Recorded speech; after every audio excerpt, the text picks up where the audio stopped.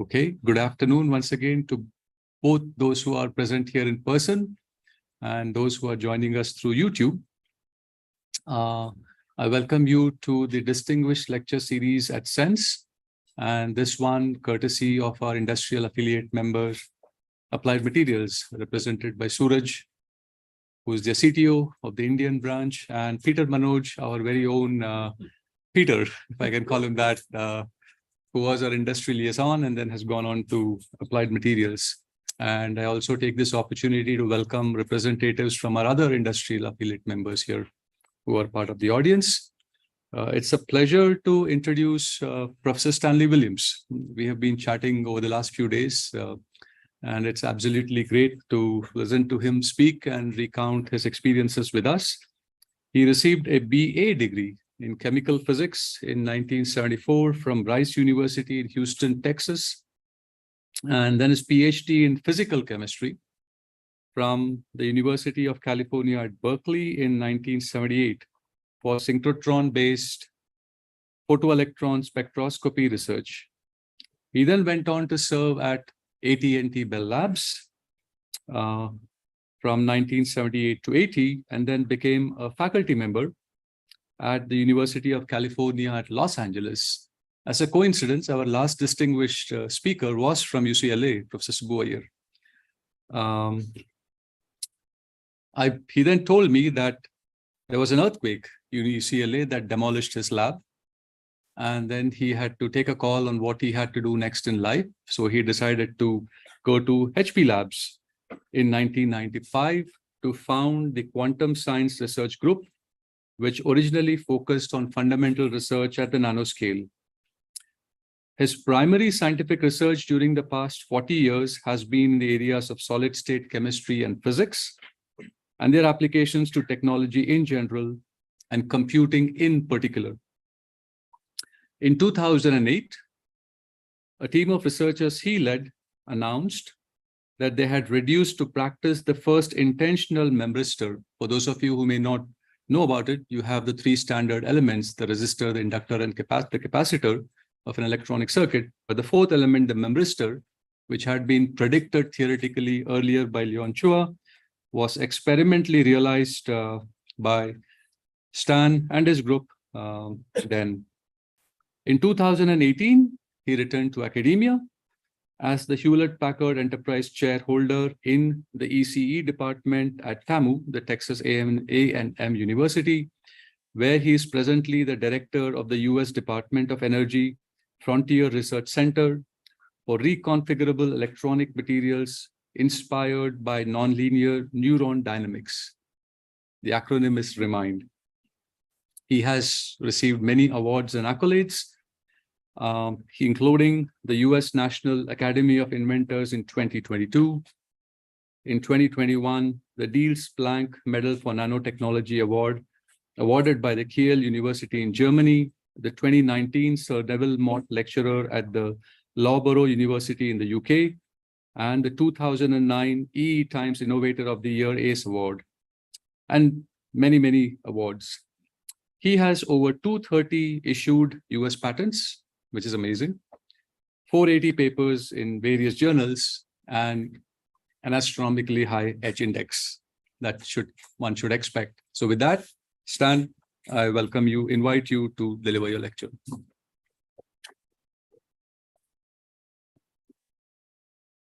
Thank you very much, Vasu.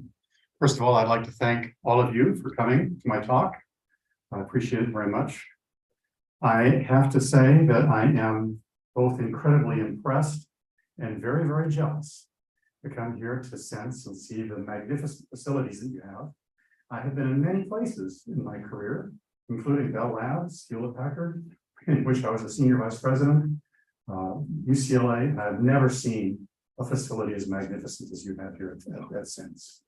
And I'm also been wonderfully delighted to speak with the faculty, getting to know you a little bit better. I am also tremendously impressed by both the technical competence and just the general level of friendliness and conviviality that you have here. You have a very special place, and I'm delighted to visit you. And so let me move on with my presentation. So it says turning math into physical reality. That's sort of what I do. My entire career has been involved in reading older theoretical papers filled with equations, and then just sort of sitting there and trying to think about how I could reduce this set of equations into some physical reality, whether it's a material or a device or something else. I don't know, it's just this compunction that I have like this. And so what I want to do is today is I'm going to go through a sequence of a series of stories in which I have been doing that over especially the past 20 years, trying to understand, in particular, the theories created by a particular person named Leon Chua, and reduce those theories to practice, and then utilize them, most importantly, in something that's technologically important and relevant. And mainly what we're going to be talking about is neuromorphic computing, which is trying to build a computer that behaves or computes in ways in which we think that our brains compute. We don't actually know how the brain works, really, but we have some, we've had some ideas for over 100 years. And so if you actually take some of those ideas and build computing machines based on them, they do marvelous things, like they beat human beings playing Go. So what we're gonna try to do is we're gonna take those concepts and those technologies and expand them and improve them, hopefully by factors of thousands to tens of thousands or more. We want to put today's data center back into your cell phone.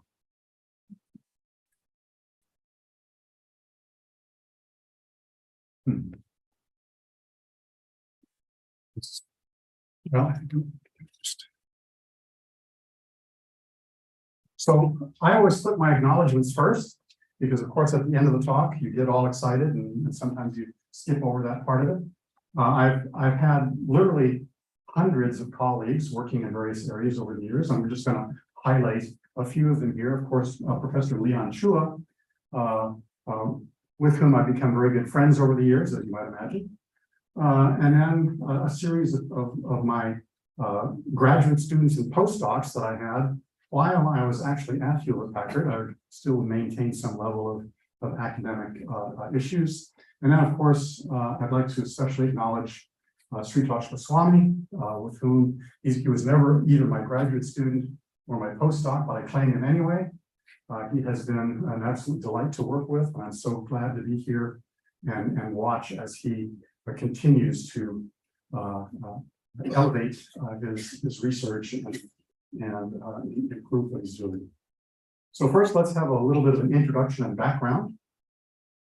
I always like to show this view graph because what it does is it relates what we talk about now in terms of neuromorphic computing and traces it back to its roots. What are the seminal ideas that were created or discovered that have led to the types of computing that we do today?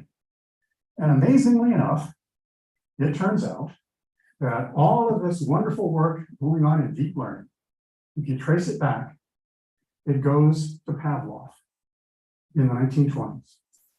And if you look at this little chart here, you don't see much in the way of new things coming in, maybe from the late 1950s, but really deep learning is essentially Pavlovian level science. So it's 100 years old. And the amount of information from neurophysiology that's been brought into computing since then is actually minute. We've had to struggle for 100 years just to catch up with Pavlov. So, but we're finally doing that. And what you see here is that there have been several waves of different types of computing, neuromorphic computing, that have come out of that early neuroscience and psychology. The artificial neurons leading to deep learning, which was really enabled by the fact there were GPUs that existed that could do linear algebra. That's really what kicked this into gear.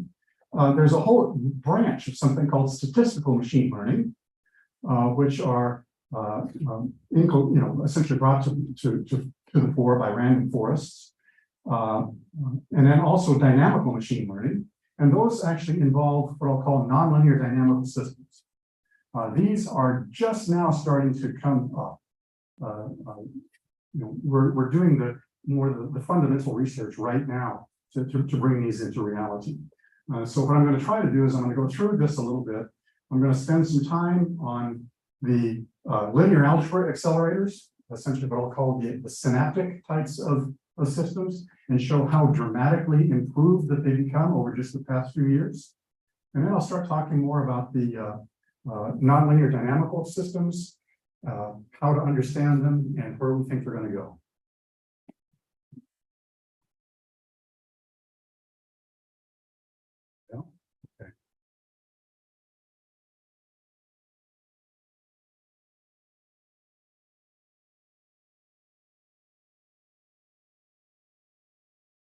Okay.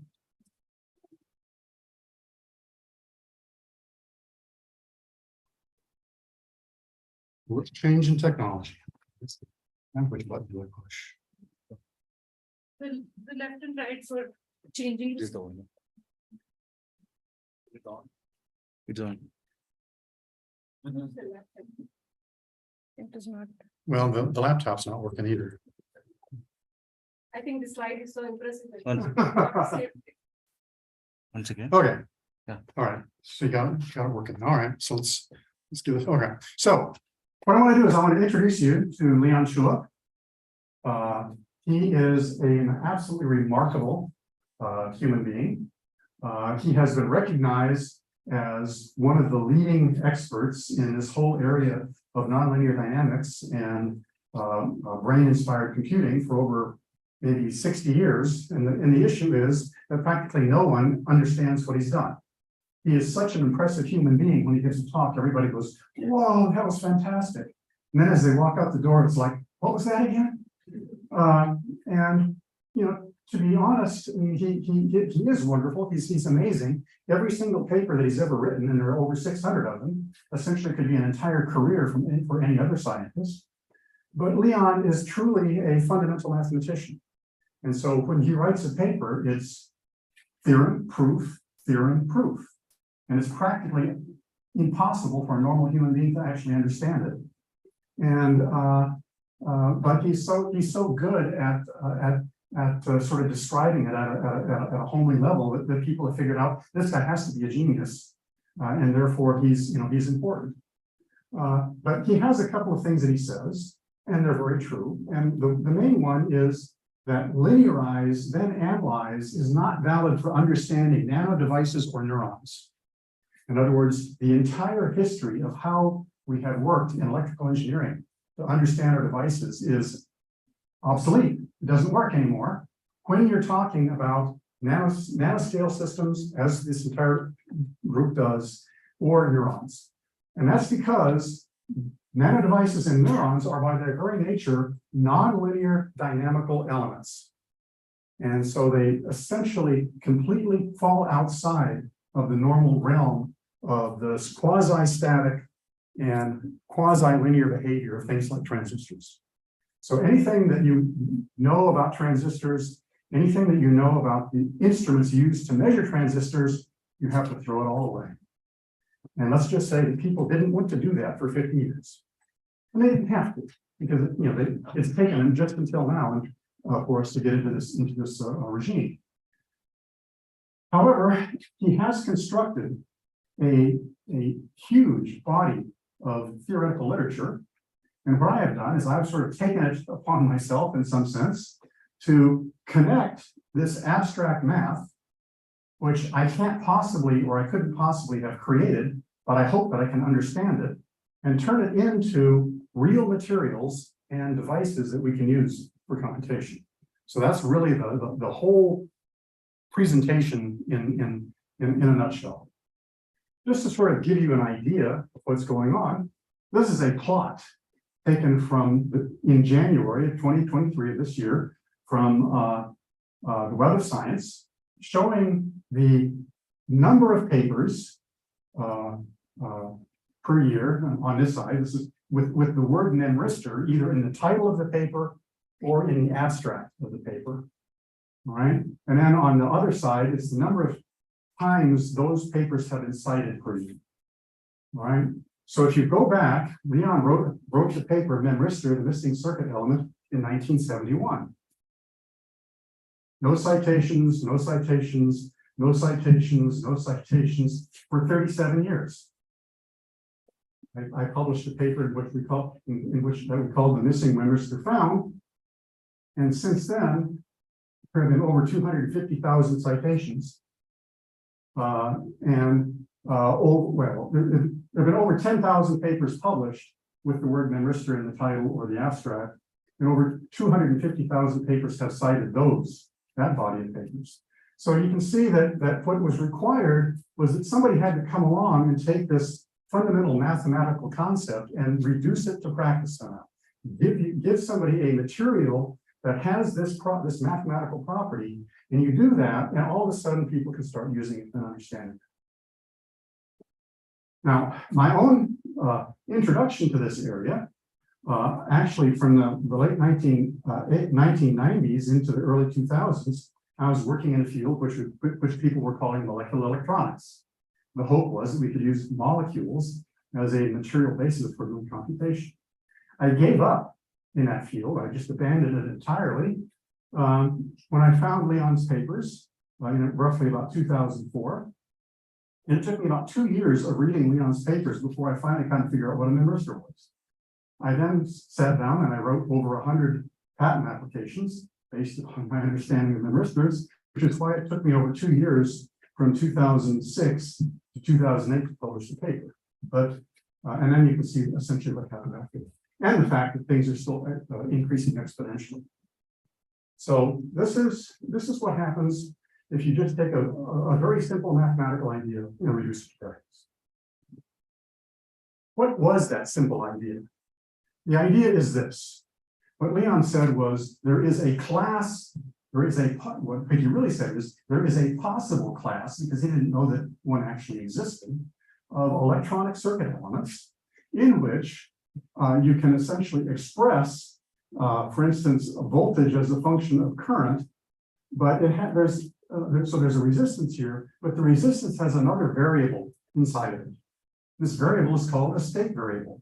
It tells you what the state of the resistor is at a particular point in time. It also can be, and usually is, a function of current, and so it's nonlinear. So this has it is a nonlinear entity, but you define the state variable with the first order differential equation. And so that means that when you turn on the power, when the power to the system is turned on, the system starts to evolve. It changes in time. And that change in time, essentially, the state variable changing in time causes the resistance to change in time. And it's this nonlinear dynamical effect that gives rise to interesting properties that for 37 years, people didn't know whether that existed or not, but it looked cool. And finally, well, I came along and I came up with my paper. And it's still, 15 years later, not very well understood. I read papers like all the time. I see the abstracts. The missing memristor has not been found. Right? Or this is, memristors are BS, or it doesn't exist. It's all crap. I hear this continually. And there's a reason for it.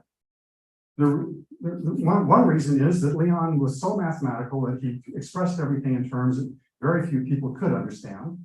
But the other problem is that he is a mathematician, not a physicist, and he doesn't actually understand physics. And so he ignored it at his peril. So his equations are not derived from Maxwell's equations or any other physical laws. They're purely mathematical.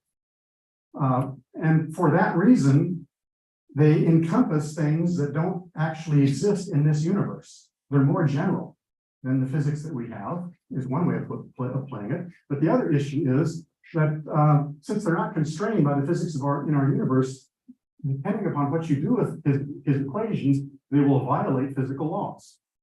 And so there are people who essentially say, well, this equation violates physical laws. And my answer is, well, if you set it up right, if you put the wrong physics in, or if you don't put any physics in, yeah, it might violate physical law. But if you actually put the correct physics into the mathematics, then it works perfectly and beautifully.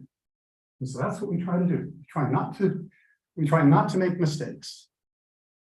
So what does a memristor do?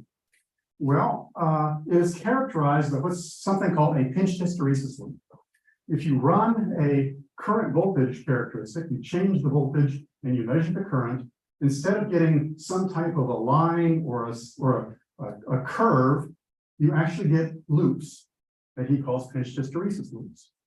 And the loops themselves occur because there is a history effect here. Depending upon what's happening along here, when you start coming back on the decreasing the voltage, you come back on a different line. And since the slope going up and coming back is different, you now have something which is a non-volatile memory element. Now here's a different type of memristor. I'll call this locally active. We're going to talk about these a little bit later. In this particular case, you have this pinch hysteresis loop, but in the middle, when you go through zero, the slope of the line is essentially zero. And it's the same going up and down. And so this is a volatile element. That means that it doesn't remember its state over time, but because of this pinch hysteresis loop out here, it does a lot of interesting things. And what you're going to find out is that some of the things that it can do is it can act as a self-oscillator, and it can actually amplify signals. Now, I don't know about you, but when I was studying transistors in the 1970s, I was told you cannot possibly amplify a signal without a three-terminal device. Well, no, it's not true. Neurons are two-terminal devices and they amplify signals. Memristors are two-terminal devices and they amplify signals if you set it up correctly. So that's where we're going with all of this. So we have non-volatile types of memristors, which I will call synaptic. The state of these devices is stored as resistance. That resistance is continuously variable. So these devices are by their nature analog, not digital. Sometimes they're utilized as a digital type of system, but really they want to be an analog device. They essentially represent real numbers. You can use them as memory and storage, and they have various names associated with them. Independent of the name, ReRAM, PCRAM, STT-RAM, these are all examples of memristors. So the memristor is the high-level mathematical concept under which all of these other physical devices fall. Then there's the locally active types of devices. I will call them neuronic, not neurotic, but neuronic.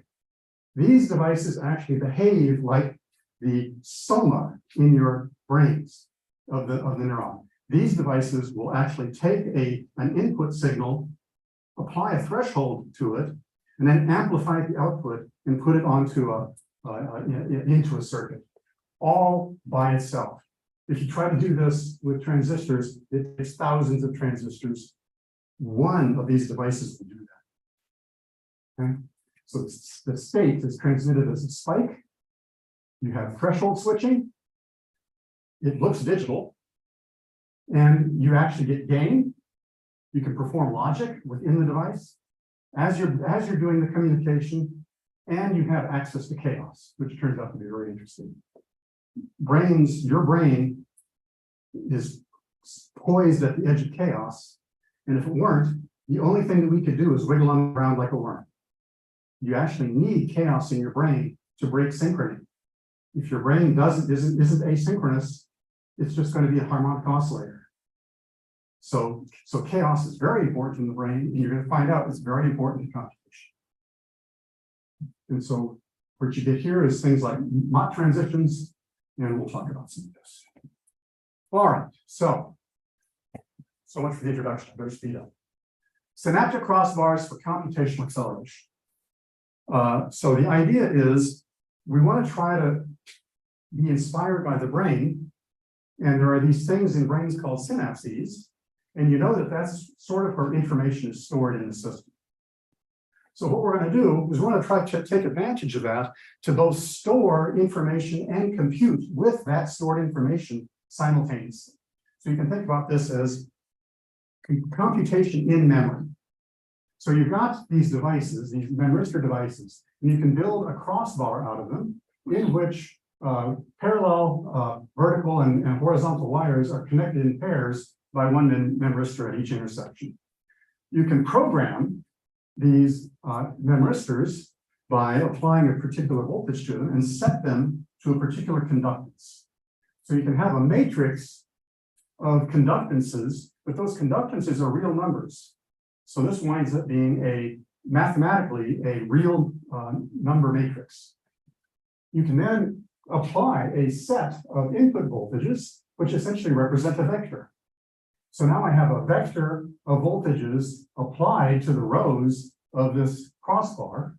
You get a bias voltage across each memristor, which is a conductance, that creates a current. And then you sum the currents as they go down a column. So what you've just done is you have done a vector matrix multiplication. And it takes one time step, no matter how big the matrix is, no matter how big the vector is, one time step for a real value vector matrix multiplication. There's all sorts of issues here, but it turns out that even very early on, we recognized two things. One, incredible speed enhancement compared to anything digital. But at least in the devices that we're building back in the early days, also not a very good accuracy, because the effective numbers that we could store here we can maybe get 4 equivalent bits. And so this technology was nascent for a while until something came along, and that was neural nets. When we started to see what people were doing with neural networks, we realized that they were using very limited bit precision in order to compute neural networks. And so what we had was a technology that was waiting around for the application to come along, and that application was neural networks. And so immediately, once we just figured that out, we started playing, essentially competing with people who were performing neural network calculations on very large computers. And in particular, there's something called the MNIST digit classification, where you're able to sort of read handwritten Indian numerals, right? They were invented here. So you can recognize handwritten numerals. And what we found is that with a very early crude system in which our individual memristors only had the equivalent of 4 bits of accuracy in them, and in fact, in our crossbar, 2% of the devices didn't even work at all. We were able to perform this MNIST classification process. We were able to get accuracies in our classifications, which were pretty much as good as you could get using a large-scale computer and the best algorithm that was available. And what we were finding was that compared to essentially a 4-bit digital ASIC, something that's known as a TPU, we actually got something like 8 times the speed. We could speed the computation up by a factor of 8 when you took all of the other issues into account. So it was essentially 8 times. And so in the full inference, in the full output of the system, we were getting actually a factor of 15 increase in the rate and a factor of 5 in power. Now that's actually not all that impressive. I mean, this is not something that you go running off and trying to build a new technology around, but it did get a lot of people interested in taking a look at this. And in particular, one group that looked at it was the Prucknell group at Princeton. And these folks essentially do optical communications. And what they were looking at is, could we do vector matrix multiplication using optics? And so they did a very, very thorough analysis comparing all of the digital types of computations that are existing, all the different types of chips that people had predicted, and then comparing that to different optical techniques, but also comparing it to what they call the 4-bit analog core, which is what I just showed you, the memristor-based system. So in that comparison, what they found was that And their comparison was a fundamental physics comparison. Essentially, they weren't looking at a specific structure or a specific algorithm. They were essentially trying to predict things based upon the fundamental physics available for whatever they were looking at. And so the best possible digital systems, according to them, fall in this box here. Doesn't matter what level of technology that you're using, their analysis said you'll never get out of this box with any digital type of system. There's some other things up here, but then there are 2 data points up here. You see this red data point. This is their 4-bit analog photonic core. And what you see is that compared to the digital systems, it has a 5 order of magnitude better compute density. In other words, the photonic system can be compacted into a volume which is 5 orders of magnitude smaller than the best possible digital system. That's impressive. And the energy efficiency is essentially 5 orders of magnitude better than the best possible digital system. So that was their prediction for photonics. But they did something honest and in high integrity. They put our data up here in a comparison in which they said, well, okay, actually, the photonics is not that much better than the memristor crossbar. But then they did something even more than that. They said, okay, let's actually look at different levels of precision. And what they found is that the electronic crossbar actually dramatically outperformed their optical system if you went to a higher level of precision. And the reason is because photonics are limited by shot noise. And the energy of even an IR photon is very expensive.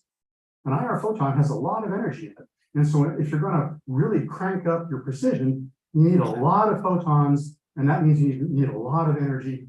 And that just sort of blows this out of the water. So at 4 bits, the photonic core is great. At 8 bits, it starts to fall apart. And the prediction was that, in fact, going from 4 to 8 bits for the crossbar, that we would improve things by a factor of about 16. So what happens experimentally? So in January of this year, we published another paper where we took a look now at the newest generation of memristor crossbar that we had. And so here is the paper published in Nature Electronics.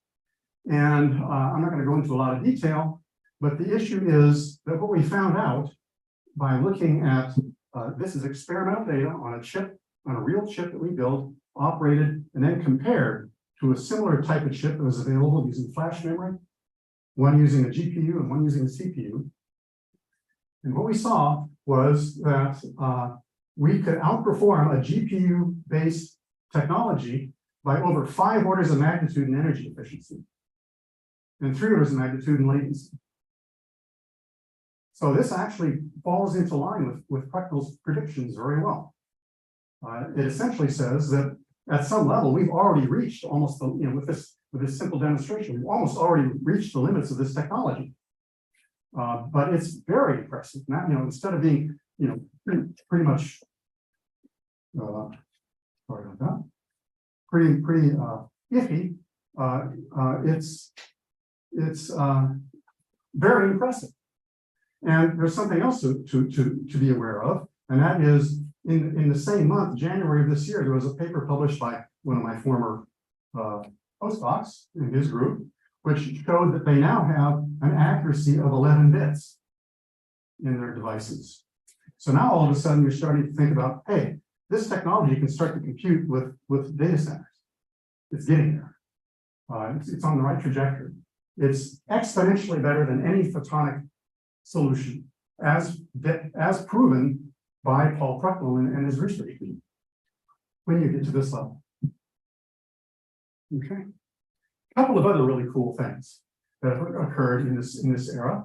You can not only just do a vector matrix multiplication using these memristor crossbars, you can actually solve linear equations. So if you take a linear equation, ax plus a times x is equal to b, where A is a known matrix, B is a known vector, you can solve for X. Actually, you can take one of these memristor crossbars, and the way you do that is you run them in reverse. If instead of putting voltages on one side and looking at currents out the other, amazingly enough, if you drive currents in one side and you measure voltages out the other, you have just solved a linear equation, a set of linear equations. That also means that you just solved ordinary a coupled set of ordinary differential equations. So now all of a sudden the range of mathematical problem that you can solve is getting larger. And it's done in a very highly parallel, reversible way. And the people who did this, in particular, a professor named Daniel Iomini, loves to get up and essentially show how this technology can dramatically outperform quantum computing. I'm not going to go there, but he does. Very quickly. There's another way of using these crossbars. There's something called a hot field network.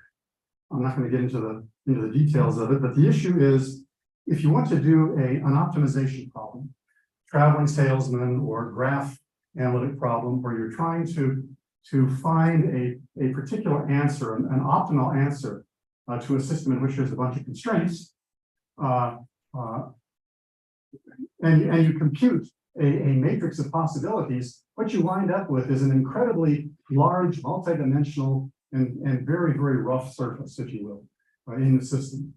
And so trying to find the minimum in this plot here, which is the same as finding an answer to the traveling salesman problem, is sort of like driving around on a very mountainous road, looking through a very tiny slit in your windshield. There's no roads, you have no map, and what you're trying to do is you're trying to find the lowest point in the mountain range. So that's traditionally what's been happening, and there's all sorts of ways of back propagation, whatever, trying to find the minimum point in this graph. Well, there's another way of doing it, and that is to actually just allow the electrical noise in the system to jiggle your system around a little bit, and encourage, if you will, the system to fall into the global minimum of this graph. And so we essentially have demonstrated this in a system in which you actually run this crossbar in a recurrent method. In other words, you take your answers out, you run it through a nonlinear filter, you feed it back in, and you run around and around in circles until you get self-consistency. When what comes out is the same as what you originally put in, you've essentially found the global minimum, or at least you're close to the global minimum of the system. And that allows you to very rapidly find the answer to your graph problem, your NP-hard problem. And you can see that using various types of protocols, we were able to actually converge to the global minimum of a graph problem in only 5 cycles, whereas a digital computer can take hundreds or thousands of cycles to get to the same point. There's another point to this, and that is that the company D-Wave, you've probably heard of that, had published a paper in which they beat on their chest and said, we have just solved the optimization problem. We have programmed up our D-Wave computer, and we have been able to solve a particular instance of a graph problem using our D-Wave computer. So we said, okay, well, we have our little chip here, which runs at room temperature. It's like this big that you put on a substrate. And of course, the D-Wave computer is almost room size, and it has to be cooled. And so we did exactly the same problem that they did on the D-Wave computer. Now I'm just going to point out something here. Solutions per second per watt. 4 times 10 to the 6th. And this is not a typo. 4 times 10 to the minus 9. 15 orders of magnitude difference in terms of power. Quantum computer, essentially hot field network solver. So this is this tells us that there's something there. There's a there. And so we want to go on and explore it more. We want to be able to turn it into a technology and use it to our heart's content. And this is essentially one view graph that I'll show here. This is from Street Talk. Just keep falling apart. That's okay. He has been working on molecular materials now for several years.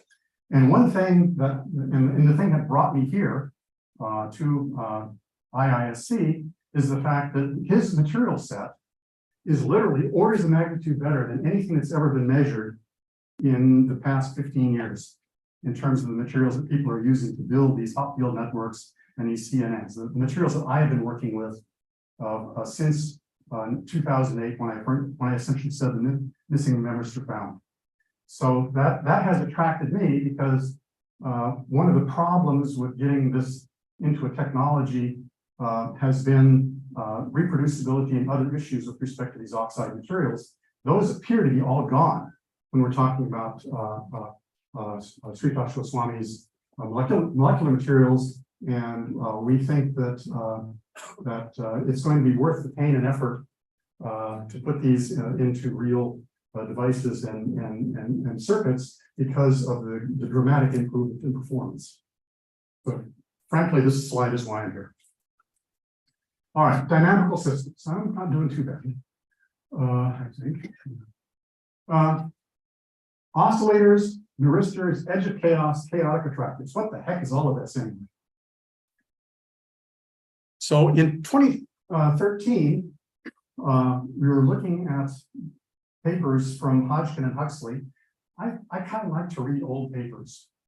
You know, those people back then were really, really smart, but they just didn't have the tools to take what they were working on and do something major with it. So the way I do this is I'm not smart enough to figure this stuff out. So I go read an old paper and say, so that's what they were talking about. And then I say, can I build it? So here's another issue.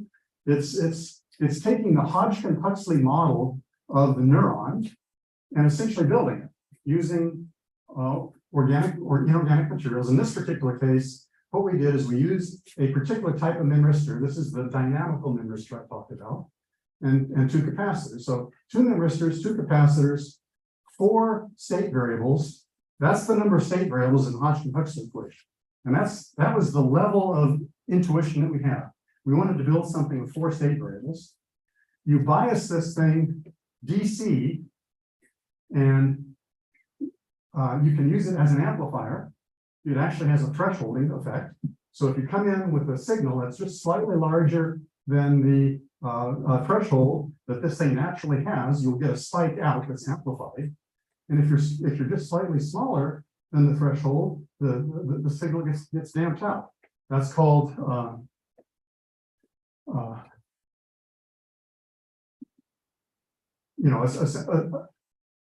it's essentially what the soma, this part here of a neuron, does. It takes the signals in, and if you're over threshold, it sends a big pulse out.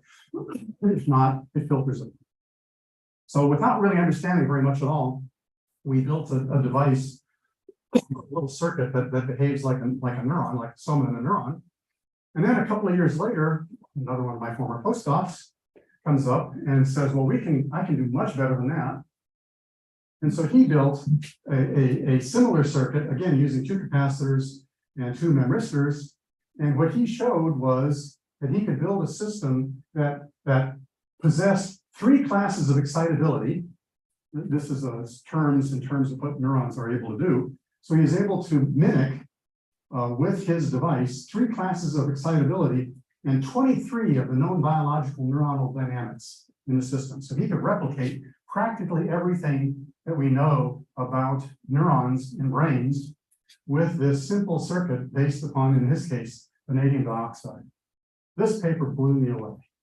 And I thought, holy, why didn't I do that? Well, I was busy doing other things, but this paper really excited the community. It has energized a huge number of people to go in and reanalyze all of this and really start to think in terms of biology. Can we replicate biology in an intelligent fashion? Now, we weren't doing nothing during this period. What we realized was that these devices that we were looking at, which are based on niobium dioxide, were actually not just simply electronic devices, there were electrothermal devices. So you have a little thin layer of niobium dioxide. We sandwich it between two electrodes, and you can see this is the scale of this particular one. That's 50 nanometers there. And what we realized was that this one little device was a memristor because we got leakage current through the device, but it was also a capacitor because there's this area which is outside of this nanovia. So this is a capacitor. So we have a capacitor in parallel with the memristor, but then this is also a thermal device because you're generating, when you're putting heat through this system, you're generating heat here, here, and so you've got a thermal resistance to thermal ground, and then also a thermal capacitance in the system. So here what you've got, if you think about what we were doing before, we had two capacitors and two memristors in order to get four state variables. Here we've got a memristor, an electronic memristor, a capacitor, a thermal resistor, and a thermal capacitor. That sort of gives us something like four state variables. So now we started to think, well, maybe we could build a single device based upon this understanding that would tell us how to build a neuron. We did a lot of work. This was years worth of work. One of the things that we went and did was we realized that in these systems, the state variable is temperature. And so we did experiments in which we would push current through a device, we'd measure the voltage and the temperature simultaneously. And so we did this for huge numbers of systems. And finally, we came up with a set of equations, you know, a little ugly, but not too bad because they're well known. One is the 3D Frankel-Poole conduction model. This is well known. This is just how the current flows through the device. And one thing to note is that it depends upon temperature. And so temperature is the state variable for this system. And then the other equation, which is the dynamical equation, is what's called Newton's law of cooling. It just says that the rate of change of temperature depends upon how much power you're inputting to the system and how much heat leaks out of the system. Very simple. But again, nonlinear, dynamical. Those two things together. Thermal and electrical degrees of freedom. And now we have a single device that can act like a neuron, like a soma of a neuron. And so in 2000, in Nature, we published another paper in which we show the device that in this case, Suhas Kumar built. He told me that the amount of effort that went into this one paper was the equivalent of 2 PhD theses. And I believe it. I mean, you know, this is 5 years of effort. But we built a single element in which we were explicitly taking account of electrical and thermal issues and operated it. And here's what we saw. Here is the device. These are experimental measurements in which we're looking at voltage versus current. Actually, the way we do this is we source current and measure voltage. And we can look along this line here, and we can see that there's a negative differential resistance, and then this hysteresis here, which is the Mott transition. And all along this range here, this system is actively oscillating. And the nature of the oscillations changes dramatically depending upon the bias current and whatever other resistor we have in the system. So now, you know, my Wei Yi was able to demonstrate 23 levels of behavior, of neuronal behavior with 4 devices. Well, we were able to do more than that with 1 device. So here we've got a soma that can be extremely small. And not only do we measure the responses, we perform calculations based upon those 2 equations that I showed you. And we pretty much replicate the experimental observations very well. Not bad. Getting there. We then built a computer using these devices. we took 24 of them, lined them up like this, and then we built this essentially a connection matrix, which is based upon capacitors. We were able to change the capacitance or set the capacitance of each of these capacitors to one of two levels. So this is just digital. We can have a capacitor to B capacitance, and we set that. And what you're doing when you do that is you're programming in a graph problem. We then excite the oscillators in the system. The signals come out. They mix in this crossbar here. You get signals that come out, and what you do is you look at the signals that come out, and you essentially bias the system until the system essentially collapses, and you get families of curves with the same phase. And what you've done there is you've now phase matched sets of these oscillators, and that tells you what the connection in your graph system is. And so we were able to optimize graph problems. The solution convert, and what we found out was the solution converges more rapidly when the elements are biased in the chaotic state. Something I haven't really mentioned yet, but when you have 3 or more state variables, you can bias it in a region where the system goes chaotic, and the convergence to the state that we were interested in, the answer to our graph problem, we were able to get there much faster when we excited the system into chaos. There's actually not much in the digital world that we can compare this with yet. We're not aware, we tried to run a digital program that would solve this system, and it ran, and we finally gave up. Whereas these solutions are coming in seconds. Now, I keep mentioning 5 years.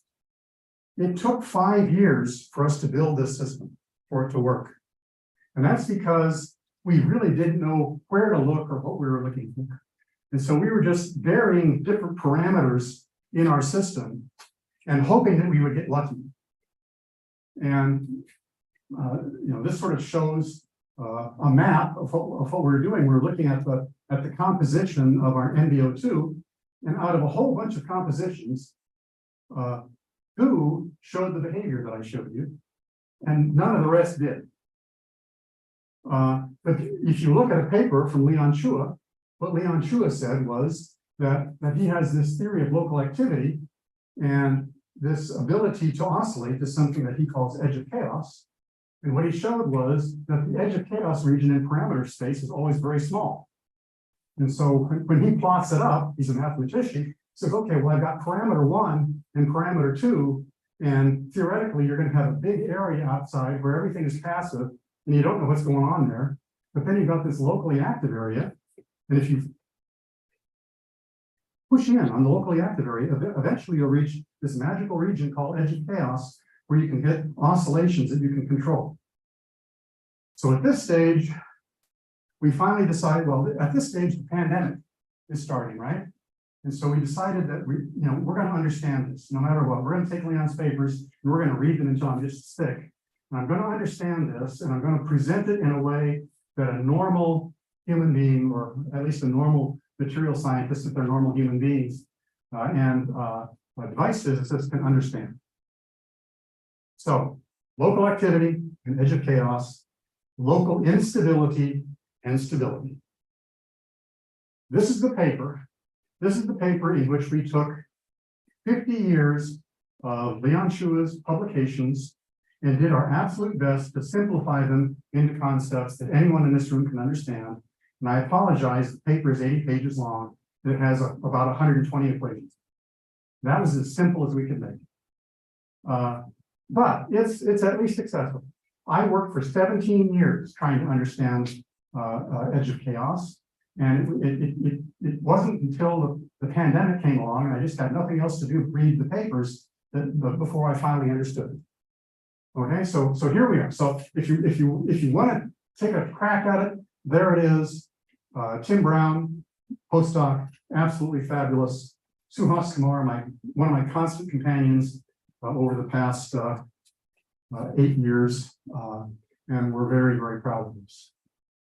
So there's another way of sort of looking at this behavior, the fact that these memristors are both electrical and thermal devices. And so if you sort of think about like something like a Thevenin equivalent circuit, if you will, what you've got is two coupled devices, at least conceptually, one of which is electrical and one of which is thermal. And then if you sort of realize it, each of these devices has a first order differential equation associated with it. The memristor itself has a state variable, which is the temperature of the system. And the thermal system has a state variable, which has to do with capacitance. And also, it turns out, the conductance of the system. So if you look at those two equations written in this sense, they actually look very similar. So the thermal and the electrical degrees of freedom are very similar, and they are both equally important in this system. This is an electrothermal device. It's not a simple electrical device. So what is local activity? I mean, I've been reading this word, and I've even used it in papers for years and years, and I had to admit that I didn't understand. So what is it? So finally, we came down to this. Local activity is the ability of a circuit element to amplify small pulses. That's it in simple English. You know, Leon, you know, he will spend 20 pages in math on, telling you what the definition is. But in simple English, this is what it is. It's the ability of a circuit element to amplify small pulses. And so in other words, you have a circuit element, you put a DC bias on it, you apply small pulses, and power gets transferred from the DC bias to the pulses and amplifies them. That is local activity. How can a memristor do that? Well, the way it happens is, in fact, that memristors, these electrothermal memristors, have a phase shift. So here is a device which is not a capacitor, it's not an inductor, it's something that people were just telling me was not interesting. It wasn't a fourth element because it's just a resistor. Well, in fact, resistors don't have phase shifts. The current and the voltage of a resistor are exactly in phase with each other. These memristors can have a phase shift of greater than pi/2. And that's why and how they can amplify.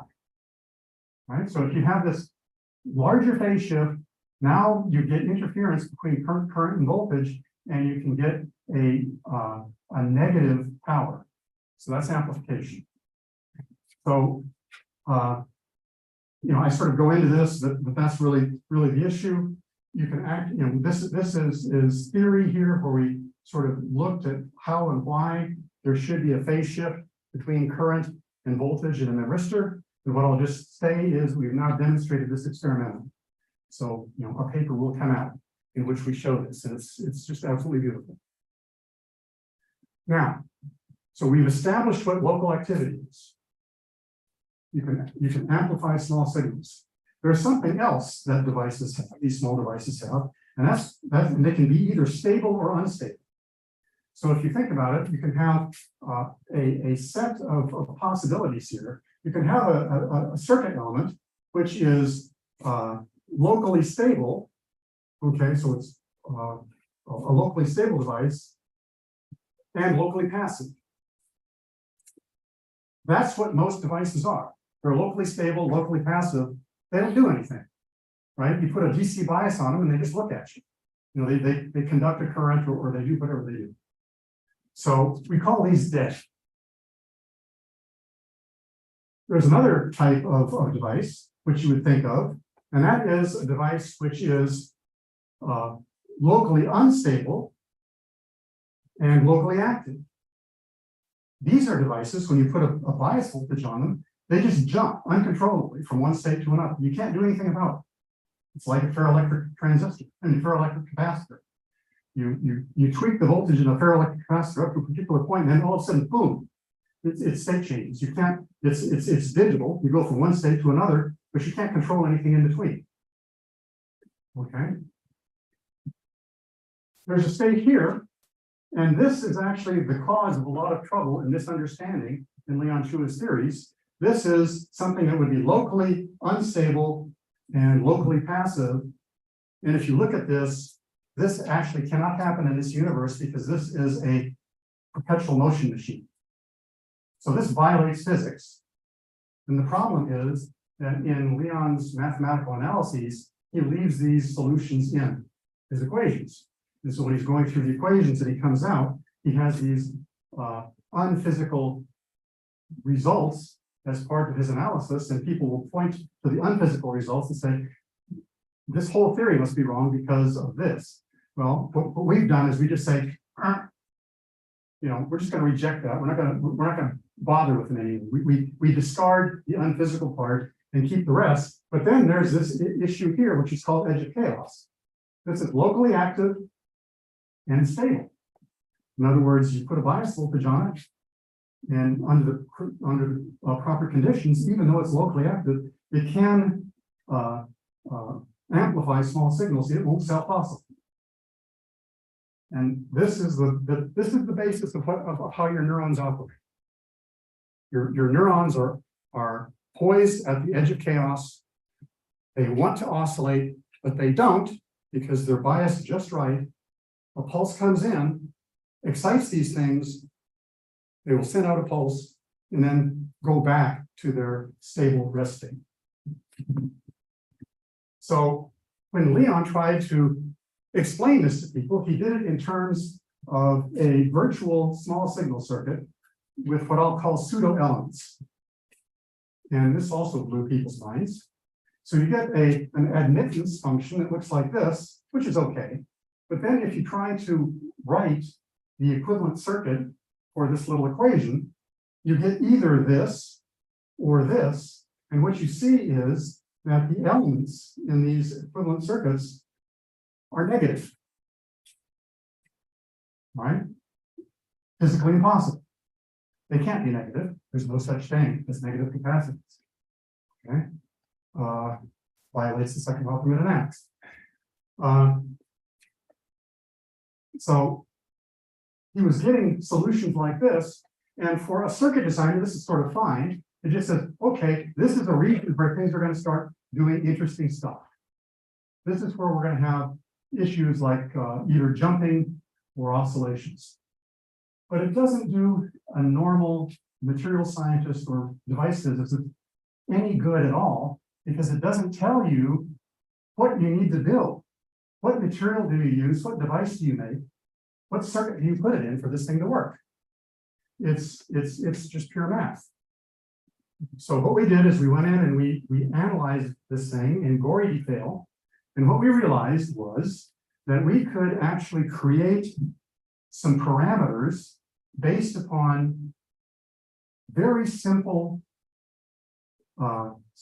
essentially quasi-static measurements. In other words, we have in the electrical domain, we have electrical resistance and electrical capacitance. In the thermal domain, we have thermal conductance, thermal capacitance. And you can essentially take the voltage derivative and the time derivative of these elements. That winds up giving you 12 functions. It's a lot. But the fact is that most of them are zero. Most of these things do not have a voltage or a temperature dependence. Only one or two do. And so once you figure that out, you make those measurements, you've now made quasi-static measurements that are going to allow you to predict dynamical properties in an entire circuit. So for local activity, we need at least one of these derivatives. So there's 12 possible ones. We need at least one of the derivatives to be big, but not too big. So it needs to be large enough to push you into the region of local activity. But if it's too big, it actually goes all the way through the roof and essentially forces the system to jump uncontrollably. So we made a phase diagram, if you will, in which we have these parameters, the electrical nonlinearity and the thermal nonlinearity, which is defined as, in this particular case, the temperature derivative of the electrical conductance divided by the electrical conductance, and similarly for the thermal areas, then times T, which is the internal temperature of the device, minus T0, which is the ambient temperature. So we have these two sets of parameters. Any device is going to have some value of those two parameters. We can take those two parameters, we can put them on this phase diagram. If, for instance, we have a device, we make those two measurements, and we plot the parameters and it falls here, we know that the device is locally passive without ever having to make any dynamical measurements. So it saves months of effort with a few hours of measurements and a couple of minutes of analysis. If it falls here, it's what we call locally active, but not edge of chaos. So this is uncontrollable. So this is also not good. If it falls here, we've won. We've got something that's edge of chaos, and now we can start building oscillators, amplifiers, neuromorphic circuits. The model works, it works beautifully. We're able to predict based on very little input when a system will go at edge of chaos, and we can actually look at experimental data and we can see oscillations, we can do simulations, we can see oscillations. We don't get it exactly because after all, we're linearizing things, we're making some approximations, but in terms of the amplitude, we're maybe a factor of 2 off, usually at most, a lot of times much less than that, and the frequencies we nail almost exactly. So summary for edge of chaos. Local activity is this capability. It's not a guarantee, but it's a capability of a system to amplify small signals. An example is negative differential resistance. But you can actually have local activity even with positive differential resistance. So just because something has negative differential resistance doesn't mean it can't be locally active. You got to perform this analysis using the parameters that I showed and where they line up on the phase vector. So a system that is locally active has a phase shift greater than pi over 2, and abrupt changes of these parameters of these properties cause local activity. Unstable local activity is common, it's very common, but it's uncontrollable. It's like a first order phase transition. Edge of chaos is stable local activity. It wants to oscillate, but you need to actually give it a little kick for it to do it. And then after a while, it will settle back down and become stable again. Okay, it's good, but it's rare and hard to find unless you've got our phase vector. Guess what? Pritash Goswami's materials also display edge of chaos. And they are amazing. This is called bursting. When you see multiple little peaks on a platform like this in a system, this is a bursting response. It's a very important response in brains. So another reason why I'm here. I want these materials. I want to be able to build devices. Okay. Final thing. Again, Leon is a mathematician. He has invented a long time ago something called a cellular neural network. This is actually the next step beyond a Hopfield network, for instance.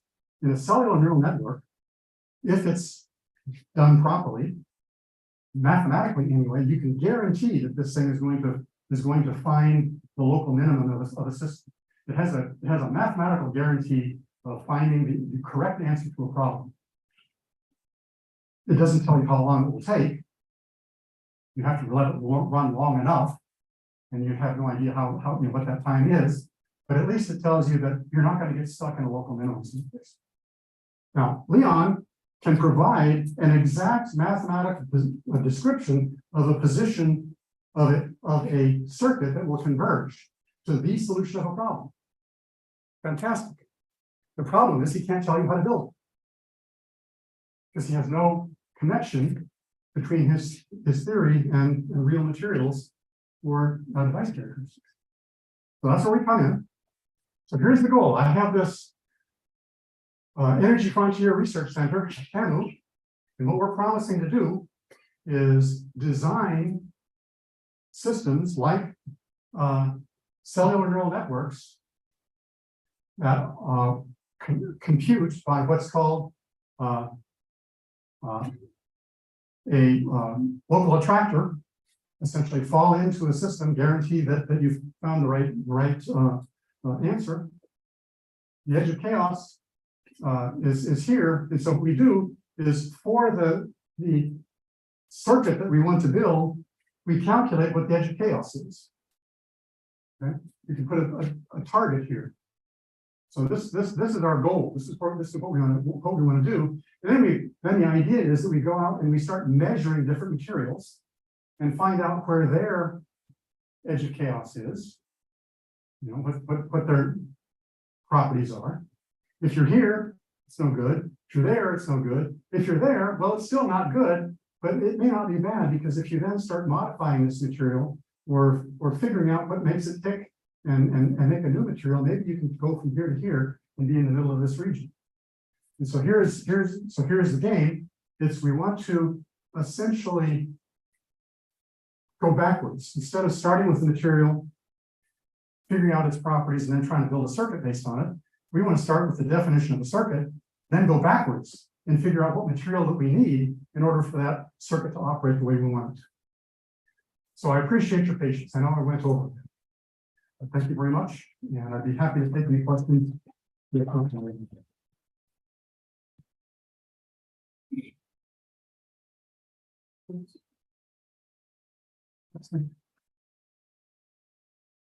did I do? Did I flummox everybody? Yes, please.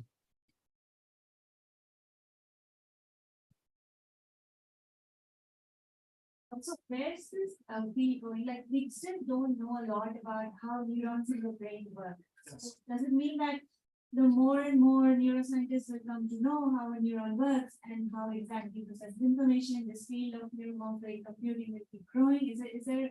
That's the hope. Let's put it that way. That's the hope. The hope is that the more we understand about the brain, the more functionality we'll be able to put into the types of devices and circuits that we have.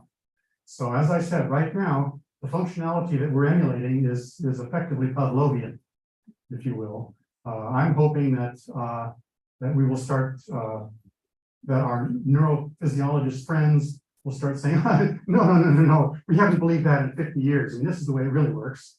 And then that will help us revise and expand what we're doing and actually do a lot better.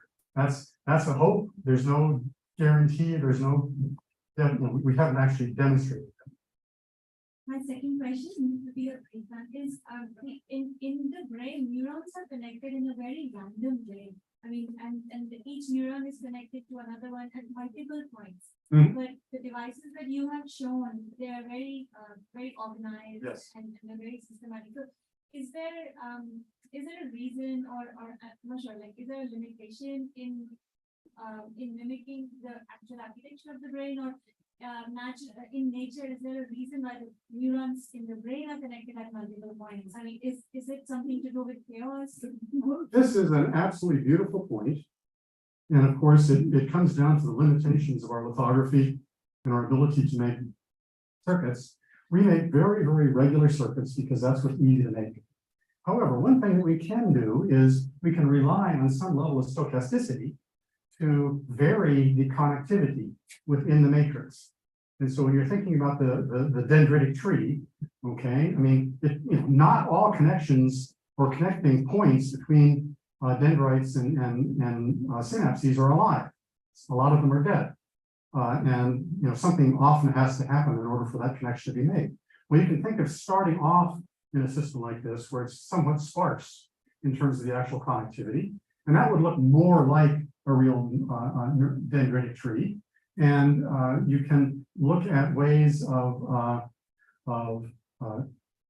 pushing connections, new connections to be made, or killing old connections. That's hand wavy. We haven't done that. It's the type of thing that we're thinking about. But you're absolutely right. I mean, and as I say, I mean, we are at, we're not much better than 1920s in terms of what we're doing, if people would be honest with themselves. So we still have a long way to go before we can even start to think about some of the I'll call it the more realistic understanding of what real brains do. So in the entire presentation, right? What we had was a resistor bias, right? So at a capacity. Mhm. Why can't we use like an inductor and have a small AC bias? We'll add another element and then make it more complex. Can we have? Well, I mean, that's possible, but of course, inductors tend to be large.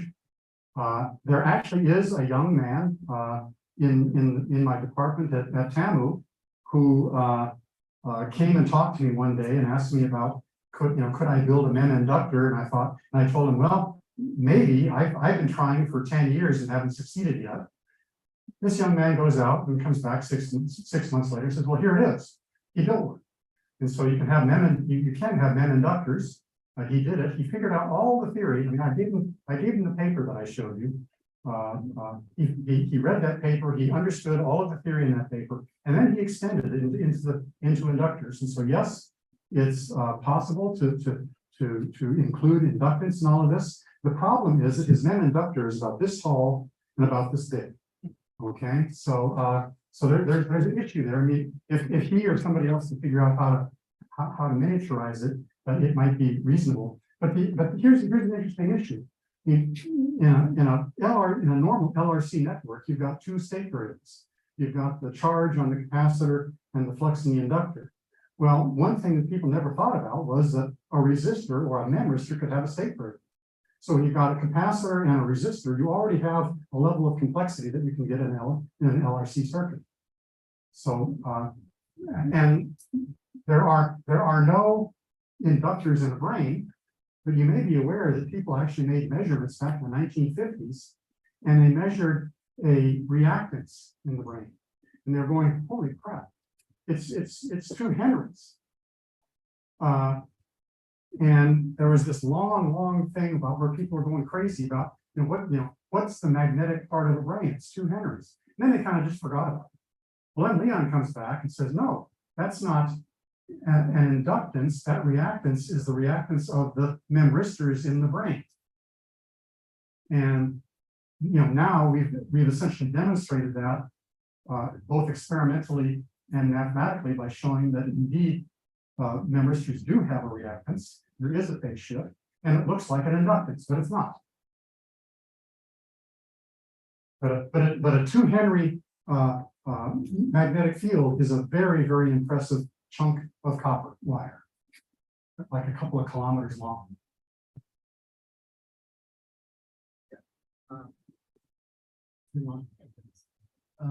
So you showed this plot in which you showed simulation in which you sort of got the same frequency as for the measuring. Yes. In the same one, I also noticed that the currents in the experimental side were pretty much constant. The wires, I'm not sure if that was. So it's constant in amplitude, whereas in the simulation we're getting an increase in. Like this? Right, that one. Yeah. So here, if you notice, the amplitude is kind of same in the experiment. Mhm. In the model, you seem to be getting sort of different amplitude, right? Well, I mean, the issue is that frankly, this is a very simple model. It takes a whole bunch of stuff and just throws it under the hood. And in fact, what we're doing in order to make the model in the first place, we are actually linearizing a very nonlinear system. And so it depends on a lot of things. I am just absolutely delighted we even got oscillations. I mean, just qualitatively, the fact that we were able to do that made me a happy guy. And then if you actually look at the frequencies are very close. And so that's okay. In the fact that the amplitudes aren't quite there, we'll figure that out. And the problem is you're probably going to have to go to second order in the system in order to get the amplitudes right. That's our speculation. And that just, unfortunately, you have to grind through several more pages of differential equations to do that. Okay, yeah. Actually, we recently published some work in which we were able to show constant. So maybe I'll share. Okay, great. That'd be fantastic. Did you guys also get limit cycles? Did you guys actually see the with the Lorentz interaction? Did you actually see 2 fixed points to stable? Oh, yes. Yes, definitely. I mean, that's let's just say that's at a little higher level in this presentation, but yes, And we have a second paper that we published after the one that I showed you. That one is specific for vanadium dioxide. And there we go into those specific details of the vanadium dioxide that show the limit cycles. And yeah, so it's there in that second page.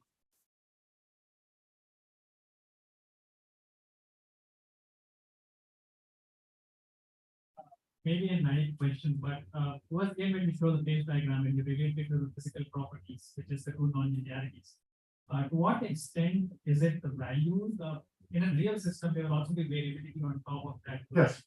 So what is do you have an intuition or do you have any data on what is the role of that variation versus the absolute value? Well, I would say that again, that's starting to get into what I'll call a second order level of analysis. I mean, this is all done on. I mean, this plot comes from this very simple thing. This is a static measurement, completely static measurement.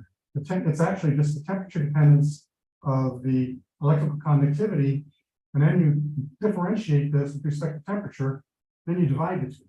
I mean, that's a very, very simple metric. And there's more things that you can add to this, surely, to improve the phase diagram and our predictability. But for me, there had been, in my 17-year study of this field, there had been nothing that would allow me to relate a measurable property of a material that you can get in a laboratory to these concepts of edge chaos and local activity. This is the first time I've ever seen anything like this. So, give me a break. Give me a couple of years. We'll grind through the math. It's not my. I guess the question other side. The question is that you started presentation saying that one of the problems with metal oxide is the variability. Mm-hmm. So I guess the question is that variability a feature or is it a bug? Is that variability what causes these oscillations? And then No, the variability has nothing to do with the oscillations. But what it will do is it will mean that you will have variability in. See if I go in the right way. You will have variability in the frequencies and the oscillations from device to device. So it's definitely a bug as far as I'm concerned, because what it does is it decreases your ability to design a circuit. This is again where Sritosh's materials come in. His materials are absolutely reproducible from device to device over huge numbers of devices, over huge numbers of cycles. They just don't vary.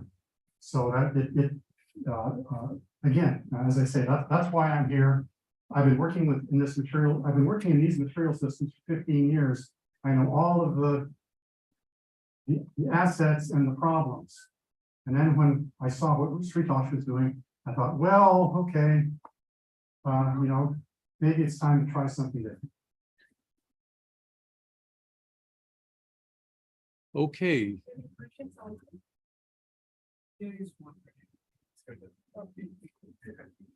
Okay, in which case it's running close to 5:30. A good high tea is waiting. So let me first thank Stan for an excellent lecture and maybe give him a. Thank you. I need to invite Suraj here. What I'll now do is invite Suraj, who's the CTO in India of Applied Materials, to express his thoughts and opinions. Suraj.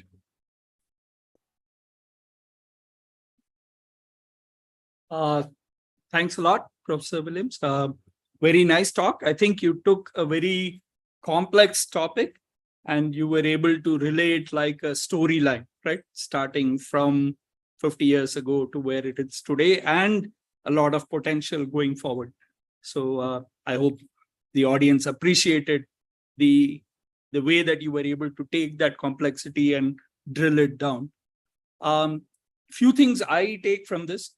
One, as we were discussing in the room earlier, how do we make semiconductor cool again, right? So I think this is something that all of us, it's good to see a full audience here. How do we, all of us, see that semiconductor is something which inherently all of us know, which drives everything, now is becoming more obvious to people, the importance and the criticality of that. The other aspect of this, which some of us know from a semiconductor perspective, the energy, the compute energy is what is a big challenge right now. If we can come up with devices which have more energy efficient compute, that will address one of the big issues that we are going to have as you have more of these ChatGPT and things like that, which consume a lot of energy. Bitcoin, things like that, everything that consumes a lot of energy. If you are able to do that more efficiently, that gives you a lot of headroom.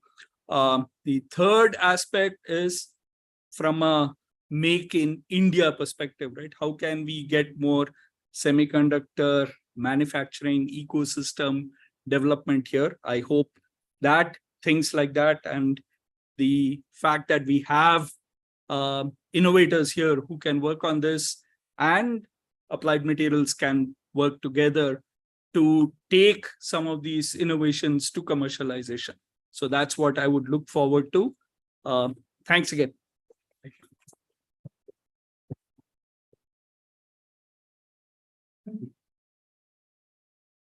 All right, last but not the least, let me thank the IAP program and the program managers in CeNSE and the team there for having coordinated this whole event. And with that, I welcome you to the high tea that's there on the terrace.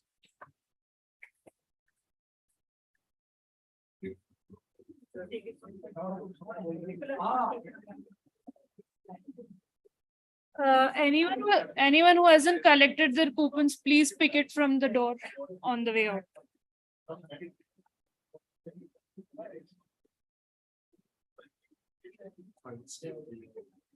The microphone, it's done before.